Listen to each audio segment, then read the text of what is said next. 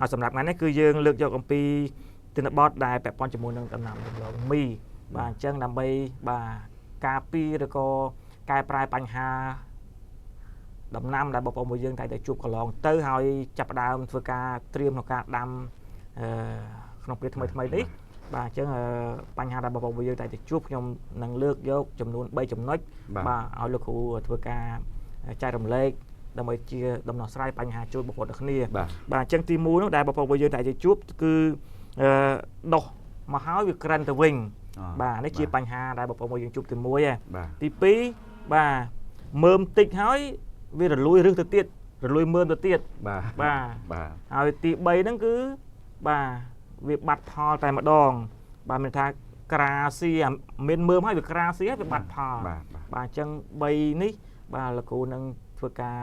ចែករំលែកបាទនៅក្នុងคลิปនេះបន្តតែម្ដងអញ្ចឹងជូនទៅកាន់លោកគ្រូដើម្បីធ្វើការបាទចែករំលែកថាតើយើងទៅគួរតែដោះស្រាយឬក៏មានបច្ចេកទេសយ៉ាងណាដើម្បីជៀសផុតពីបញ្ហាទាំងអស់នេះលោកគ្រូបាទសូមជឿអរគុណហើយសម្រាប់បាទចំណុច3ដែលបាទលោកគ្រូសុភ័ក្របានលើកឡើងបាទសង្ឃឹមថាពិតជាសំខាន់ហើយជាប្រយោជន៍ដល់កសិករយើងពីព្រោះការដាំដុះយើងតែងតែអាស្រ័យផលហើយក៏ចង់ឃើញដំណាំហ្នឹងគឺស្រស់បំព្រងគឺការលូតលាស់ល្អបាទអញ្ចឹងនៅក្នុង3ចំណុចនេះបាទពុកម៉ែបងប្អូនបាទអាចបាទយកទៅធ្វើក៏ដូចជាយកទៅអនុវត្តតាមបាទដែលជាចំណុចសំខាន់ដែលខ្ញុំឲ្យតែ3ចំណុចសំខាន់នេះទេឬក៏3វិធីនេះទេដែលពុកម៉ែបងប្អូននឹងយកទៅបង្កើនផលហើយដំឡូងរបស់ពុកម៉ែបងប្អូននឹងមានម្សៅឬក៏មើមច្រើនបាទអញ្ចឹងចំណុចទី1បាទពុកម៉ែបងប្អូនកុំគេហៅថាគិតពីបញ្ហាគិតពីការដែលយើងត្រូវធ្វើដំណាំដំឡូងមីនោះគឺពូជបាទអញ្ចឹងបើយើងចង់បានផលហើយយើងចង់បានដំឡូងមីដែលមានគុណភាពលូតលាស់ល្អគឺពូជត្រូវតែល្អដែរបើយើងនិយាយពីភាសាសាមញ្ញណាពូជត្រូវល្អអញ្ចឹងពូជដើម្បីឲ្យបានពូជល្អទី1ពូជត្រូវតែមានអាយុកាលគ្រប់ឬក៏ចំនួនរបស់ពូជបាទមានន័យថាយើងយកពូជយើងនិយាយពីស្រូវគេថាយកពូជច្រើនកាដៀវពេកវាឡើង4 10ដងទៅហើយបាទអញ្ចឹងបងពុកម៉ែបងប្អូនយកពូជទាំងអស់ហ្នឹងយកទៅដាំវាមិនក៏អត់ក៏ផលអត់ខ្ពស់ដែរអញ្ចឹងពូជដំឡូងគេយកត្រឹមតែចំនួនទី1ចំនួនទី2ត្រឹមតែចំនួនទី3យ៉ាងច្រើនបាទហើយជាពូជដែលលូតលាស់ល្អអត់មានទទួលបន្ទុកមេរោគទៀតដែលពូជមិនចាំដល់2 3ចំនួនទេពូជគ្រាន់តែផ្ទុកមេរោគពីចំនួនទី1ហើយគេអត់លែងយកទៅធ្វើពូជទេបាទពីព្រោះដាំយ៉ាងម៉េចក៏វាបាត់ផលដែរដាំយ៉ាងម៉េចក៏វាមើមតិចដែរដាំយ៉ាងម៉េចក៏វាកើតជំងឺដែរបាទគេហៅជំងឺប្រចាំកាយណាឬក៏គេហៅភាសាបច្ចេកទេសកសិកម្មគេហៅជំងឺតំណពូជបាទអញ្ចឹងចំនួនរបស់ពូជគឺរឿងសំខាន់ពូជគ្រប់អាយុក៏ជារឿងសំខាន់ហើយការបន្ទុកនៃមេរោគរបស់ពូជក៏ជារឿងសំខាន់នេះគឺចំណុចទី1ដែលពុកម៉ែបងប្អូនមិនជៀសមិនវិធីទី1គឺអត់ទៅជៀសវាទេបាទអញ្ចឹងដើម្បីបញ្ជាវាហើយនឹងធ្វើឲ្យអាពូជនឹងល្អទី1យើងត្រូវកាប់ពូជដែលយើងនិយាយពីខាងដើមមិញឲ្យទៅតាមបទដ្ឋានហើយយើងយកវាមកផ្សំបាទយកមកផ្សំអញ្ចឹងការកាត់ពូជយកមកផ្សំនេះទៀតសោតយើងត្រូវតម្រង់អាគុលវានេះបាទលោកគ្រូកុំស្ដាយលោកសុភ័ក្រអ្នកខ្លះចងមកញឹងបានតែពីដើមទេដែលជាប់ដីបាទអាប្រមាណដើមទេអត់មានបានជាប់ដីអញ្ចឹងយើងត្រូវតែតម្រឹមវាបន្តិចទៅដើម្បីឲ្យវាជាប់ដីទៅទាំងអស់គេហៅថាផ្សំពូជបាទអញ្ចឹងយើងផ្សំនឹងទៀតគេមិនគ្រាន់តែយកទៅផ្សំដូចនៅក្នុងរូបភាពទៅជោមចោលទៅតែមួយយ៉ាងទេពីព្រោះពូជដែលល្អបំផុតគេកាប់ទុកមិនលើសពី30ទៅ45ថ្ងៃបាទពូជដែលល្អបំផុតគឺគេទុកតែរយៈពេលយើងហៅថាមួយខែបាទតែច្រើនខែទៅហើយយើងយកពូជទៅដាំក៏វាបើបងប្អូនត្រៀមចិត្តហ្មងថាផលអត់ច្រើនទេបាទហើយកុំចេះតែមកត្អូញត្អែថាដាក់ជីនេះដាក់ជីនោះមិនល្អមែនទេគឺពូជនឹងត្រូវបានកំណត់មកគឺផលទាបតែម្ដងបាទត្រូវបានផលកំណត់មកផលទាបតែម្ដងអញ្ចឹងយើងយកទៅផ្សំដោយការបាញ់ទឹកឬក៏បាញ់បំពន់វានៅក្នុងរយៈពេលមួយខែបើសិនជាយើងរៀបចំផែនការត្រឹមត្រូវច្បាស់លាស់ដែលមួយខែត្រូវដាំហ្នឹងគឺយើងត្រូវការបំពន់វាអញ្ចឹងយើងជោមដូចបាញ់នេះប៉ុន្តែយើងជោមហើយគេលុបគុលវាតិចគេហៅថាដូចពូនគុលវាគិតទៀតណាបាទប៉ុន្តែមានកសិករយើងចម្លែកមកមានបាទខ្ញុំដើរទៅជួបយកអាដើមខ្លីៗយកទៅដាក់ខាងក្នុង ហើយយកអាដើមដែលខ្ពស់វិញយកមកចូលពីក្រៅចេះសួរលោកសុភ័ក្រសម័យមើលថាក្នុងមួយយ៉ាងមិនខូចអស់បាទអញ្ចឹងគេយកអាដើមដែលមានកម្ពស់ខ្ពស់យកទៅដាក់ស្នូកដាហើយបានគេយកអាវាចាប់ដើមទៀបបដិញមកថាដើមយើងយកឧទាហរណ៍1ម៉ែត្រខ្ពស់ជាងគេណាយើងយក1ម៉ែត្រដាក់កដាហើយក្រោយមកអា8តឹកអា5តឹកគេយកដាក់មកគៀនទាំងអស់ដើម្បីឲ្យវាទទួលពលឺបាទដល់កសិករយើងមិនដឹងជាគាត់ជោមយ៉ាងម៉េចទេយកអាទៀបទៅដាក់ក្នុងយកអាខ្ពស់យកមកជោមពីក្រៅទាំងអស់ខូចអាក្នុងអស់បាទដល់អញ្ចឹងស្ដាយអត់ពូជដាំផងពូជទិញថ្លៃកាប់អាហ្នឹងយកទៅដាំឃើញផលទេបាទលោកគ្រូអត់ផលទេបញ្ហាបាត់ទៅហើយអញ្ចឹងពូជគឺជារឿងសំខាន់មួយដែលខ្ញុំក្រើនរំលឹកទៅដល់ពុកម៉ែបងប្អូនថាបើជ្រុលដាំយកផលយើងកុំស្ដាយពូជយើងកុំជ្រើសរើសពូជដែលបាត់បង់ទិន្នផលហើយចំណាយជីថ្នាំច្រើនហើយនៅតែអត់បានផលដែរណាបាទលោកគ្រូបាទអញ្ចឹងយើងជ្រើសយកពូជដែលបានផលតែហ្មងទៅចំណាយដើមទុនទៅទិញជីតិចវិញវាមិនប្រសើរជាងណែគេហៅថាពូជថ្លៃបន្តិចតែកាត់បន្ថយជីវិញបាទតែយកពូជអន់ទៅបន្ថែមជីយ៉ាងម៉េចក៏នៅតែអន់ដែរគេហៅថាមនុស្សវិញគេហៅថាមនុស្សដែលមានសក្តានុពលទោះជាជួគាត់ប្រាក់ខែថ្លៃបន្តិចតែគាត់មកបម្រើការងារយើងរីកចម្រើនតែម្ដងបាទគ្រូបាទតែដល់ពេលយើងយកមនុស្សដែលអត់មានសក្តានុពលអត់នេះវិញយកមកឲ្យប្រាក់ខែមិនក៏ទៅមករួចដែរណាខ្ញុំប្រៀបធៀបឲ្យប្រជាកសិករអញ្ចឹងពូសំខាន់ណាចំណុចទី1ដែលពុកម៉ែបងប្អូនធ្វើប្រហែសព្រោះខ្ញុំដើរសង្ឃថាទូទាំងប្រទេសហើយមានបទពិសោធន៍ដែលនៅស្រុកខ្មែរយើងកសិកម្ម15ឆ្នាំបាទលោកគ្រូបាទ15ឆ្នាំនេះខ្ញុំឃើញការធ្វើប្រហែសការដែលយើងទុកដាក់ពូជហ្នឹងគឺគេហៅខ្សោយមែនតើមកបាទខ្សោយមែនតើបាទអញ្ចឹងចំណុចពូជអញ្ចឹងយើងផ្សំពូជមួយសំខាន់ដែលយើងធ្វើជើងវាមកហើយយើងចាប់ដើមបាញ់ទឹកបាទកសិករយើងបើសិនជាមិនមានអីសោះក៏បាញ់តែទឹកស្អាតទៅលោកសុភ័ក្របាញ់ទឹកស្អាតទៅលើដើមវានឹងមកល្មមមកជោគល្មមហើយរយៈពេលក្នុងមួយខែនេះយើងអាចបាញ់2ទៅ3ដងទៅយើងបង្អត់អាចុងក្រោយតាឧទាហរណ៍ថាឥឡូវថ្ងៃទី1ថ្ងៃ7ថ្ងៃវិញយើងចាប់ដើមបាញ់ទឹកថ្ងៃទី14យើងបាញ់ទឹកម្ដងទៀតឬក៏ថ្ងៃទី20អីយើងដាក់ម្ដងទៀតក្រៅពីហ្នឹងទៅថ្ងៃទី30អីហ្នឹងគឺយើងយកវាមកកាប់ដាំមកគឺធ្វើឲ្យអាសំណើមនៅក្នុងដើមហ្នឹងវាល្អវាទទួលបាននៅនេះហើយបណ្ដោះអាកោសិកាថ្មីនៅអាគេហៅខ្នែងពកកន្លែងភ្នែកបាទគឺវាបានប្រសាបាទអាហ្នឹងគឺទី1ទី2គឺការកាត់ពូជបាទកាត់ពូជកសិករយើងពេលខ្លះគាត់ប្រើរណាបានល្អទៅក៏វាល្អទៅបាទពេលខ្លះគាត់លេងអាក្បួនបុរាណរបស់យើងណាប៉ាត់បែកជ្រុងបែកជូរហើយកាត់បច្ឆិតអ្វីក៏អាមិនក៏ឃើញដែរបាទអញ្ចឹងតម្រង់វពូជវាត្រូវការចេះលោកសុភ័ក្របើសិនយើងនិយាយពីនេះវិញថាឧទាហរណ៍នេះស្មើអញ្ចឹងវាមានអាតម្រង់នៃការឲ្យផលទឹកឬក៏ទឹកអញ្ចឹងមកស្មើគ្នាបាទនៅពេលដែលយើងកាត់បច្ឆិតបាច់អាកន្លែងនេះអត់ដុសទេដុសក៏អត់មើមដែរនេះអាកន្លែងខោចខាងលើនេះដុសក៏អត់មើមដែរវានឹងឲ្យផលធ្លាក់មកនៅអាចុងក្រោយទីនេះបាទយើងវិភាគទៅឲ្យនេះហ្មងថាបណ្ឌិតមីកទួទៅឃើញអញ្ចឹងមកអានេះផ្ដល់ផលមកមានតែឬមានតែអីមកអត់សូវមានមើមទេប៉ុន្តែអាចនេះអាទឹកចិញ្ចឹមចុងក្រោយដែលវាមកខាងអាប្រឆិតបន្តិចចុះបើសិនវាប្រឆិតនៅសល់តែបន្តិចទៅឧទាហរណ៍វាអស់លេខ 80% នៅសល់តែ 20% ចឹងវាដុសបានតែ 20% ហើយចេះឆ្ងល់ថាមើលមិនបានតែ2មិនបានតែ1មិនបានតែ3ហើយសល់ប្រហែលមិនបានទៅជាសិតតែឬមានតែឬតែអត់មើមវារឹសច្រើនតែឬអត់មើមអញ្ចឹងអាហ្នឹងក៏ជាការកាត់ពូជក៏ជារឿងសំខាន់អញ្ចឹងយើងកាត់ឲ្យរៀងស្មើមិនស្មើ 100% ក៏ស្មើបែបឲ្យបាន 95% ដែរបាទឬក៏ 98% ដែរអញ្ចឹងយើងកាត់វាឲ្យស្មើហើយប្រវែងដែលទឹកចិញ្ចឹមត្រឹមត្រូវលើសក៏អត់បាន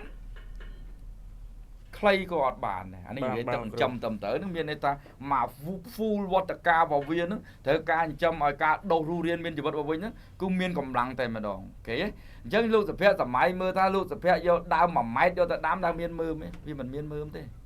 យ៉ាងច្រើនមានមើមមួយក្នុងមួយដើមក្នុង1ម៉ែត្រហ្នឹងឃើញទេបាទដោយសារអាហ្នឹងវាទឹកចិញ្ចឹមវាជ្រុលពេកវាលែងទៅជាទឹកចិញ្ចឹមអាហ្នឹងបាទអញ្ចឹងទឹកចិញ្ចឹមដែលវាសាតេនវាគ្រប់គ្រាន់ទាំងអស់នៃស្រុកខ្មែរតែម្ដងបើដាំនៅរដូវភ្លៀងគេឲ្យកាត់ពីទឹកនេះទឹកដែលមានភ្លៀងឥឡូវកំពុងតែកក់មេកក់ខែដីសើមគ្រប់គ្រាន់គឺពីទឹកគឺគេបានគេហៅថាធ្វើតេស្តហើយធ្វើតេស្តទៀតហ្នឹងគឺពីទឹកគឺគ្រប់គ្រាន់តែបើដាំខែដែលយើងចង់ដាច់ទឹកភ្លៀងវិញដីនឹងមានសំណើមនោះទេតែវានឹងដាច់ទឹកភ្លៀងហ៎បាទគេឲ្យកាត់ពីទឹកកន្លះបាទអញ្ចឹងវាឲ្យវា green house sustain ទឹកហ្នឹងឲ្យវានេះបន្តិច បាទឲ្យវាយ៉ាងខ្ពស់បន្តិចដើម្បីជួយជាកម្លាំងលំហួតពីបរិយាកាសគឺកម្ដៅ បាទគ្រូ បាទអញ្ចឹងគេយើងដាំទៅយើងកាស្វិតអស់ហើយនេះស្វិតអស់ប្រហែលជាប្រហែល4 5 ហ៊ុនកន្លះទឹកអីចឹងណាវាស្វិតបាត់ហើយបាទហើយចុះបើយើងកាត់ខ្លីស្វិតអស់ទៅទៀតទៅមានអីដោះបាទនេះក៏ជាចំណុចដែលយើងគួរនេះគឺការកាត់ពូជគឺសំខាន់បាទហើយចំនួនពូជឬក៏ការផ្សំពូជឬក៏ការត្រាំពូជណែកសិករយើងតែងតែអីសិតតែអត់ពេលបាទប៉ុន្តែនៅពេលបាត់ផលវិញមកត្អូញថាបាត់ផលប៉ុន្តែអាពេលកន្លះម៉ោងហ្នឹងធ្វើអត់កើត បាទ ឬក៏អាពេល1ម៉ោងធ្វើកើតឬក៏កាប់ពូជប្រយុទ្ធដើម្បីយកទៅត្រាំវាមកយប់នោះព្រឹកឡើងស្រង់យកទៅដាំធ្វើអត់កើតអាហ្នឹងស្អីគេអាហ្នឹងគឺភាពបាត់បង់លុយរបស់ប្រជាកសិករយើងដោយភាពខ្ជិលរបស់មនុស្ស បាទលោកគ្រូ ឬក៏ដោយភាពដែលកសិករយើងអត់បានយល់ដឹងអំពីបទដ្ឋាននៃបច្ចេកទេសថាការត្រាំពូជនោះវាសំខាន់បើអត់មានលុយទិញជីទឹកធម្មជាតិឬក៏ជីដែលយើងយកទៅត្រាំពូជនឹងយកទៅដាក់វាទេពុកម៉ែបងប្អូនគ្រាន់តែត្រាំជាមួយតែទឹកស្អាតនឹងគ្រប់គ្រាន់ហើយត្រាំដើម្បីអីភាសាខ្មែរយើងគេហៅឲ្យរីកភ្នែក បាទលោកគ្រូ នេះឲ្យវាទៅរីកអាកោសិកាសវកអាកោសិកាភ្នែកវាឲ្យរីកឲ្យមានហើយឲ្យមានទឹកចូលទៅក្នុងអាស្នោវានោះឲ្យគ្រប់គ្រាន់ បាទបាទ នៅពេលដែលដាំមកលោកសុភ័ក្រនេះដល់វាបើទៅប៉ុណ្ណឹងវានឹងតក់អញ្ចឹងដីអាគុលវាកន្លែងហ្នឹងសើមរហូត បាទលោកគ្រូយល់គ្រូយល់ បាទសើមរហូតអញ្ចឹងសំខាន់ណាស់ឃើញហើយដល់យើងកាប់អត់មានទៅនេះដើមតែមិនស្រួលទុកឡងស្ងួតនឹងក្រៀមជួនកាលនេះងាប់អស់មួយចាហៀងទៀតនៅតែមួយចាហៀងទៀតហើយអត់ត្រាំទឹកទៀតដាក់ទៅងាប់តែម្ដងអាហ្នឹងគឺរឿងសំខាន់បាទអាហ្នឹងគឺធួពូជខ្ញុំសូមជំរាបជូនប៉ុណ្ណឹងនៅចំណុចទី1 បាទបាទគ្រូបាទ អញ្ចឹងចំណុចទី1គេហៅថាមុនដាំអាហ្នឹងបាទមុនដាំតែម្ដងគឺការផ្សំពូជចំណុចទី2បាទតាក់ទងទៅនឹងការធ្វើដី ធ្វើដី អញ្ចឹងដាំដុះចង់បានផលដីរឹងក្តាំងដីអត់ភ្ជួរដីសិតតែដុំថ្មដីសិតតែអាចប៉ណាស់ស្រុកខ្ញុំគេហៅអាចប៉ណាស់ណាអាចប៉ណាស់ផ្ទាំងមកនេះណាស្រុកសុភ័ក្រគ្រូសុភ័ក្រអីនៅខាងយើងចុះដងទលេអីគាត់ភ្ជួរតែអង្គរគាត់យកចបទៅវាយអាចប៉ណាស់ធំនោះឲ្យវាទៅម៉ត់មែនទេ បាទបាទ បាទអញ្ចឹងអាហ្នឹងគឺរឿងសំខាន់ពីព្រោះអីពីព្រោះកំណត់នៃដីវាត្រូវការបំបីខ្លួនគឺអតិសង្គមប្រាណនៅក្នុងដីចុះបើយើងដីវាសិតតែថ្មដីវាសិតតែគេហៅថាអាចប៉ណាស់ធំអ្នកខ្លះដោតដលងមិននឹងចូលផងមិននឹងចូលទៅជាមួយតែអាចដីធំហ្នឹងអញ្ចឹងការធ្វើដីគឺសំខាន់ទី2គឺការសម្អាតដីសម្អាតដីមាន2បាទបងប្អូនបាទគឺទី1បាទសម្អាតកាកសំណល់ស្រស់ឬក៏សម្អាតសំណល់នៅក្នុងដីយើងមិនថាដើមរុក្ខជាតិយើងដាំពោតហើយយើងមកដាំដលងវិញយើងសម្អាតអាពួកគល់ពោតគល់អីហ្នឹងឬក៏ដាំដលងហើយទៅដាំដលងទៀតយើងសម្អាតអាគល់ដលងហ្នឹងយើងដាំអីរុក្ខជាតិផ្សេងហើយមកដាំដលងយើងទៅសម្អាតវាបាទសម្អាតវាមានន័យថាកុំឲ្យវាកើតផ្សិតឬក៏បាក់តេរីចង្រៃ បាទលោកគ្រូ បាទទី2យើងត្រូវកម្ចាត់ឬក៏សម្លាប់វាចោលបាទអូខេកម្ចាត់និងសម្លាប់វាចោលអ្នកខ្លះក៏គាត់ប្រមូលជាដុំដុតខ្លះទៅបាទអ្នកខ្លះក៏គាត់កម្ចាត់វាដោយការប្រើថ្នាំពុលអញ្ចឹងទៅគីមីបាទមិនថាថ្នាំស្មៅមិនថាថ្នាំដួងមិនថាថ្នាំកឌីអីជាដើមបាទទី3គឺយើងត្រូវបង្កើតជីមកវិញកម្ចាត់ទៅត្រូវបង្កើតមកវិញណាកុំឲ្យកំចាត់ទៅគឺកំចាត់ទៅហ្មងអញ្ចឹងកសិករជាច្រើនដែលជួបបញ្ហាដលងអាលួយដលងក្រិនដែលលោកសុភ័ក្រលើកឡើងមិញហ្នឹងហើយកើតក្រាស៊ីហ្នឹងដោយសារកំចាត់ហើយអត់បង្កើតកំចាត់ទៅត្មងយកណាំស្មៅទៅបាញ់ឲ្យមកទំហឹងអញ្ចឹងទៅអត់បង្កើតជីមកវិញទេបាទអញ្ចឹងសម្អាតរបៀបម៉េចបាទសម្អាតដោយការភ្ជួរនិងការដុតឬក៏សម្អាតដោយការយើងប្រមូលកាកសំណល់ស្រស់ចេញខ្លះអាហ្នឹងគឺការសម្អាតមួយឬក៏ការហាដីហ្នឹងគឺការសម្អាតមួយឯងអញ្ចឹងកសិករត្រូវធ្វើឲ្យបានយ៉ាងហោចណាស់ដាំដីដាំដលងទៅភ្ជួរហាវាឬក៏ធ្វើដីឲ្យបានយ៉ាងហោចណាស់2ដងបើមិនបាន3ដងនេះគេយ៉ាងហោចណាស់ក៏បាន2ដងបាទកំចាត់គឺដោយការប្រើម្សៅកវ៉ាវណាពុកម៉ែបងប្អូនមិញយើងសម្អាតឥឡូវកំចាត់ដោយការប្រើម្សៅកវ៉ាវម្សៅកវ៉ាវនេះសំខាន់មែនទែនពុកម៉ែបងប្អូនថាដាំដលងដីដលងនេះគឺដីដែលមានជាតិពុលខ្ពស់បំផុតហើយដីដែលបាត់បង់ធាតុជីនិងការលូតលាស់របស់ដំណាំហ្នឹងគឺរហូតដល់ 85% អញ្ចឹងដាំដលងមួយឆ្នាំក្រោយបាត់បង់ជីរហូតដល់ 85% លោកសុភ័ក្រគិតមើលនៅសល់តែ20% ណាអញ្ចឹងសួរថាដាំដលងជំនាន់ទី2ឬក៏ឆ្នាំទី2កសិករតែត្អូញបាត់ផលរឿងហ្នឹងបាទមកដោយសារមើមវាក៏ផ្ដល់ពុលដល់ដីឲ្យអាការដែលយើងប្រើជាតិពុលទៀតវាបាត់បង់ច្រើនតែមួយសៅកវ៉ាល់ដែលតាម100គីឡូឬក៏150គីឡូ ដែលផ្ដល់ទៅឲ្យដីវិញពុកម៉ែបងប្អូនមកវានឹងកើនមក85%វិញនេះគាត់នៅម្សៅកបោកសិកម្មមួយ បាទលោកគ្រូ ហើយម្សៅកបោដែលមានគុណភាពម្សៅកបោដែលមានគេហៅថាពពុះកាល់ស្យូមកាបូណាតដែលផ្សំពីថ្មផូស្វ៉ាតនិងការដុតសម្បក oyster ដូចហ៊ុយយន្តកសិកម្មយើងដែលបានផលិត បាទ យកទៅបាច់100ទៅ150គីឡូក្នុងដីមហត្តាបាទបាច់ចោះដូចនៅក្នុងរូបភាពចឹងបាទអញ្ចឹងសំខាន់ការកម្ចាត់នេះបើយើងអត់កម្ចាត់ចុះបើលោកសុភ័ក្រសម័យមើលថាយើងកម្ចាត់មេរោគអស់ឲ្យដីយ៉ាងម៉េចដែរវាត្រូវតែដុសជីជាតិអញ្ចឹងយើងត្រូវការឲ្យដីនឹងដុសជីមកវិញអូខេយើងមានពុលរហូតដល់85%សួរថាដុសជីរួចទេដុសអត់រួចទេប៉ុន្តែយើងបានកម្ចាត់អា85%នោះចេញវានឹងដុសជីមក85%វិញបាទអញ្ចឹងការដុសជីគឺសំខាន់ដុសមកពីណាដុសមកពីកាកសំណល់នៅក្នុងដីដដែលដោយអាកបោវាទៅកាច់បំបែកធ្វើកំប៉ុស្តនៅក្នុងដីអូកបោកដោយបង្កើតអាពពួកអតិថិជនប្រានល្អវាមកកម្ចាត់អាពួកអតិថិជនប្រានយ៉ាងไรបាទពពួកផ្សិតពពួកអីហ្នឹងអញ្ចឹងកបោបង្កើតជីមួយបាទបាទម្សៅកបោកសិកម្មនេះមិនប្រើដើម្បីអីភាសាសម័យគេថាកម្ចាត់មេរោគដីហ្នឹងគឺមានតែទៅបង្កើតជីវៈល្អទៅស៊ីអាជីវៈយ៉ាងไรអញ្ចឹងវាបង្កើតជីបាទបន្តមកទៀតបាទដីរបស់យើងគឺផ្ដល់ដលងគឺ365ថ្ងៃអញ្ចឹងដលងរបស់យើង9ទៅ12ខែនោះប្រហែលដកហើយចុះបើយើងអត់ប្រើជីដើម្បីឲ្យវាស៊ីជីប្រចាំថ្ងៃសួរថាវាមានដលងណាបានមើលដកបាទអញ្ចឹងយើងត្រូវតែទ្រាំបាតជីហើយជីដែលមានឥទ្ធិពលជួយដល់ដីហើយដល់ដលង365ថ្ងៃនោះគឺជីធម្មជាតិបាទធម្មជាតិកសិករយើងអាចយកពពួកកំប៉ុស្តឬមួកគោឬមួកសត្វអីយកទៅដាក់ប៉ុន្តែសូមឲ្យទៅជាកំប៉ុស្តដែលជាកំប៉ុស្តល្អបាទប៉ុន្តែបើមិនមានកំប៉ុស្តល្អឬក៏ពិបាកធ្វើទេហ៊ុយយន្តកសិកម្មយើងគឺមានជីធម្មជាតិដែលអាចយកទៅទ្រាំបាតបាទទ្រាំប្រមាណបេបាទសុំមហត្តាបាទបើចង់បានផលខ្ពស់គឺ6B បាទបើផលមធ្យមដីយើងនៅល្អគឺ4B បាទពីព្រោះ limit នៃការយើងកណនាជីដែលបាចទៅក្នុងដីនេះយើងបាន limit ដូចយើងចែកគុំដលងអញ្ចឹងព្រោះក្នុងមហត្ថបើយើងដាំគេហៅ1.3 ម៉ែត្រអត់ក្រោមវា20000ដើមទេ20000កណាត់បាទលោកគ្រូបាទឬក៏17000កណាត់អីចឹងទៅហើយអ្នកខ្លះមិនដាំ1.3 ម៉ែត្រទេណាមិន1ម៉ែត្រនឹងចែកចេញជា3កូនទេណាអ្នកខ្លះដាំ1ម៉ែត្រចែកចេញជា4កូនទៀតអញ្ចឹងនៅក្នុងមហត្តាឡើងមានឡើង2-30000ដើមទៅហើយណាហើយ2-30000ដើមហើយទៅដាំអីដាក់ជីមកបេវាទៅស៊ីគ្នាគ្រប់ដែរដោយលោកគ្រូសុភ័ក្រពេលមានបនទៀនយើងមិនតែងតែហៅភ្ញៀវមិនកំណត់មនុស្សការហៅភ្ញៀវយើងគឺឲ្យយើងដឹងតែខ្លួនយើងបានទៅហៅប្រមាណអ្នកមែនទេដើម្បីយកមកចាត់ចែងគេបបរដើម្បីឲ្យគ្រប់គ្រាន់ទៅដល់គាត់ឬក៏បាយថ្ងៃត្រង់ហ្នឹងដើម្បីឲ្យគ្រប់គ្រាន់ដល់កៅអីគាត់ដែលគាត់អាចមកអង្គុយចូលបនមួយយើងបានអញ្ចឹងបើយើងរៀបចំការដាំដលងរបស់យើងមាន20000កូននៅក្នុងដីហើយយើងផ្ដល់ជីតាម10000កូនឲ្យដីនេះដាំធ្វើអីហើយតែខំបានផលបីបានខ្ពស់ទេវាអត់បានខ្ពស់ទេតោះលោកសុភ័ក្រឡើយនេះអញ្ចឹងមានន័យថាបើយើងដាំ3ម៉ែត្រមួយបាទយ៉ាងហោចនោះក៏ផ្ដល់ជី200គឺ300គីឡូក្នុងដីមហត្តាអានឹងវានឹងបានផលហើយវានឹងកើតជីនៅក្នុងដីបើគ្រប់មកទៀតមកដើម្បីដលងរបស់យើងនឹងមានឥទ្ធិពលនឹងផ្ដល់ផលឲ្យយើងខ្ពស់តែម្ដងបាទអញ្ចឹងការប្រើប្រាស់ជីសំខាន់អញ្ចឹងចំណុចទី2នេះគឺការសម្អាតដីដោយការភ្ជួរភ្ជាក់ការហានិងការប្រមូលដុតកាកសំណល់មួយចំនួនការកម្ចាត់ដីនិងការបដិសជីនៅក្នុងដីដោយការប្រើម្សៅកបោកសិកម្មនិងបង្កើតជីនៅក្នុងដីបន្ថែមឲ្យរុក្ខជាតិស៊ីបាន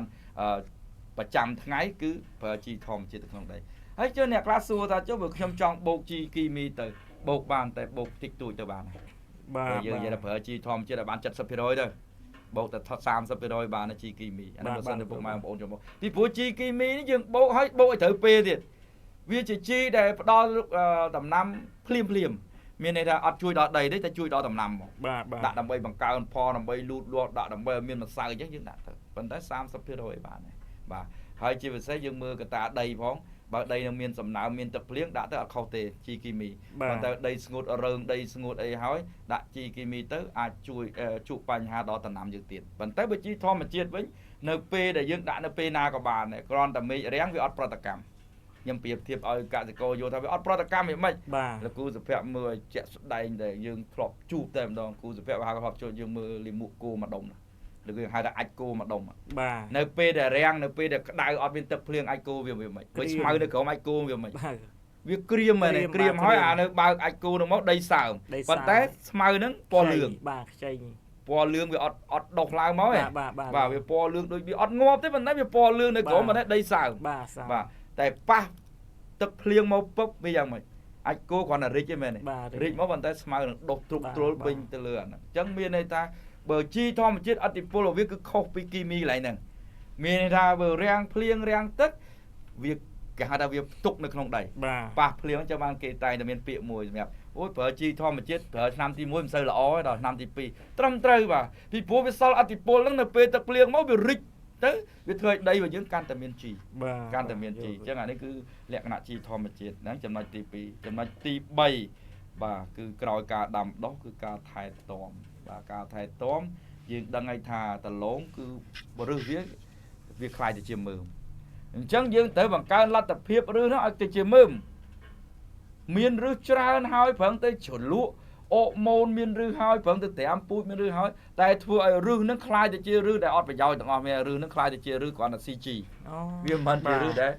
មើលហើយពេលខ្លះអាឫសដុះច្រើនហ្នឹងកសិករត្រូវបានបំផ្លាញដោយការប្រើថ្នាំពុលលើសកម្រិតជាពិសេសគឺថ្នាំឆ្មៅដែលអត់មានប្រវត្តិច្បាស់លាស់បាទដាក់ទៅដូចនៅខាងប្រម៉ោយវាវែងគឺកសិករនិយាយតគ្នាបាទដូចព្យុះគឺបាញ់ថ្នាំឈុត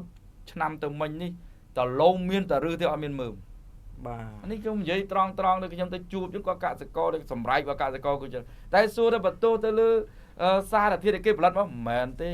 ប៉ុន្តែបន្ទោសមកលើខ្លួនឯងដែលអត់មានចំណេះដឹងទៅប្រើចំអាពេលដែលតឡងកំពុងតែប្រែពីឫសមកជាមើមយើងបាញ់ទៅបង្អាក់វាវិញបាទបាញ់ទៅឲ្យអាឫសហ្នឹងអត់មានលទ្ធភាពខ្លាយទៅជាមើមតែម្ដងអញ្ចឹងទៅជាវល្លឺទាំងអស់បាទទៅជាវល្លឺទាំងអស់ពីព្រោះអាហ្នឹងវាក្តៅលោកសុភ័ក្រអាថ្នាំពុលគីមីទាំងអស់ហ្នឹងវាក្តៅបើមិនក្តៅវាទៅសម្លាប់ស្មៅមិនបានវាទៅសម្លាប់អីមិនបានអញ្ចឹងបើយើងប្រើក៏ប្រើទៅតែ control ឲ្យត្រឹមត្រូវឲ្យវាទៅតាមបទដ្ឋាននៃការណែនាំរបស់ក្រុមហ៊ុនឬក៏ប្រើតិចតួចដើម្បីឲ្យវាជួយទៅដល់ឬចាអញ្ចឹងដើម្បីឲ្យឬខ្លាយទៅជាមើមកន្លែងហ្នឹងដែលខ្ញុំនិយាយថាលុចលទ្ធភាពដើម្បីជំរុញឲ្យលទ្ធភាពដុះឬជាច្រើនហ៊ុយយន្តកសិកម្មដែលយើងបានផលិតបាទជីជំរុញនៃការលូតលាស់គឺប្រព័ន្ធឬគេហៅហ៊ុយមិចអាស៊ីតឬក៏ពពួក bio ហ៊ុយមិចជំរុញឬអញ្ចឹងបាញ់ពេលណាលោកគ្រូសុភ័ក្របាញ់ទី1នៅពេលដែលយើងយកទៅត្រាំពូជមិនហៅបាញ់ទេហ្នឹងហៅត្រាំពូជបើអត់បានត្រាំពូជទេបាញ់នៅពេលក្រោយយើងសម្អាតគុលបាទអាយុតឡូមួយខែបាទអាយុតឡូដុះមកបានពេញណាគេហៅពេញហ្នឹងមួយខែហ្នឹងគឺយើងយកមកបាញ់តាមគល់បាទបាញ់តាមគល់ពីលើដើមហ្នឹងទៅលើប៉ះដើមប៉ះគល់ហ្នឹងទៅតែម្ដងហ្នឹងគឺបាញ់វានៅពេលអាវាដុះមកពេញតិចកញ្ចុំហ្នឹងបាញ់ដើម្បីជំរុញឬបាញ់ប្រមាណដងមានលទ្ធភាពបាញ់2ទៅ3ដងបើអត់មានលទ្ធភាពយ៉ាងហោចណាស់បានម្ដងដែរបាទបាញ់លើកទី2បង្កើនដើមបាទអូខេក្រោយពីជំរុញឬហើយគឺបង្កើនកម្លាំងដើមហើយបាទលោកសុភ័ក្រត្រូវដឹងថាដលងវាលក់ទាំងដើមក៏បានដែរអញ្ចឹងត្រូវបាញ់បង្កើនដើមវាឲ្យមានកម្លាំងគេហៅថារាងកាយណាបាទអញ្ចឹងយើងមាន super ជំរុញដើមដងបាទ super ជំរុញត្រួយហ្នឹងគេហៅជំរុញដើមដងបាទអញ្ចឹងយើងបាញ់វាបានម្ដងទៀតមកបាទឬក៏2ដងទៀតទៅបាទទី3ដែលចំណុចសំខាន់ដែលពុកម៉ែបងប្អូនបានដលងមានមើលមានអីឲ្យស្រាលអត់សូវមានម្សៅមានតែទឹកយើងអត់បានបកកម្សៅវាអញ្ចឹងដលងមានមើមមានទឹកមានអីឲ្យហ្នឹងយើងទៅបាញ់បកកម្សៅវាទៀតអញ្ចឹងគេហៅថាបាញ់ថែមើមបាទអញ្ចឹងបានយើងមាន super មើមគេហៅ super ផ្កាផ្លែ super មើមហ្នឹងណាបាទជំរុញឲ្យវាជួយឲ្យដលងរបស់យើងហ្នឹងគឺដាក់ម្សៅឬក៏មើមហ្នឹងគឺបានធំធាត់លឿនបាទហើយចំណុចទាំងអស់ហ្នឹងសួរថាមានស្អីដែលជាឧបសគ្គមានស្អីគេផ្សិតមកពីបរិយាកាសអញ្ចឹងយើងមាន super doctor បូកចូលយើងមានសត្វល្អិតពពួកសមើចៃនៅក្នុងឫសនៅក្នុងមើមហើយសមើចៃនៅលើស្លឹកនៅលើដើមអញ្ចឹងយើងមានសត្វល្អិត super vinegar បាទអញ្ចឹងឈុត3នេះយើងបូកចូលគ្នានៅពេលតែមួយបាញ់តែម្ដងបាទបាញ់តែម្ដងអញ្ចឹងមានថាទប់ទាំងផ្សិតកម្ចាត់ទាំងសត្វល្អិតជំរុញទាំងមើមទប់ទាំងផ្សិតទប់ទាំងសត្វល្អិតជំរុញឫសកុំឲ្យមានសត្វល្អិតនៅក្នុងឫសបាទលោកគ្រូបាទទប់ទាំងផ្សិតទប់ទាំងសត្វល្អិតជំរុញដើមកុំឲ្យមានសត្វល្អិតនៅលើដើមកុំឲ្យកើតជំងឺក្រាស៊ីដែលលោកសុភ័ក្រថាក្រាស៊ីបាត់ផលនេះអញ្ចឹងគឺ3ចំណុចនេះគឺសំខាន់ដែលពុកម៉ែបងប្អូនអាចយកទៅអនុវត្តហើយសង្ឃឹមថា3ចំណុចពូជ3ចំណុចការធ្វើដីនិងការជំរុញផលនេះបាទជួយពុកម៉ែបងប្អូនបាននៅក្នុងការថែទាំដំណាំដលងនេះផងដែរបាទអរគុណមែនតើលោកគ្រូគឺក្បោះក្បាយមែនតើបងប្អូនណាបាទអញ្ចឹងបញ្ហាដែលបងប្អូនយើងតែជួបណាបាទទី1កន្លងទៅគឺដុះមកក្រិនណាមានមើមហើយ មើមតិចអាលួយទៅវិញទៀត បាទ បាទជាពិសេសបានមើមហើយនោះវាក្រាវាបាត់ផលទៀត បាទ បាទអញ្ចឹងដោយលោកគ្រូបានចែករំលែកដំណោះស្រាយមិញហ្នឹងគឺមាន3កត្តាធំបាទមានពូជណាការជ្រើសរើសធ្វើបានត្រឹមត្រូវណាបាទការរៀបចំដីណាការផ្ដល់សារធាតុចិញ្ចឹមនិងការថែទាំបាទផ្សេងបន្ថែមទៀតហើយដោយលោកគ្រូបានធ្វើការជំរាបជូនមិញហ្នឹងគឺខ្ញុំចាប់អារម្មណ៍មែនតើពាក់ព័ន្ធជាមួយនឹងដំណោះស្រាយពីខាងលោកគ្រូហើយ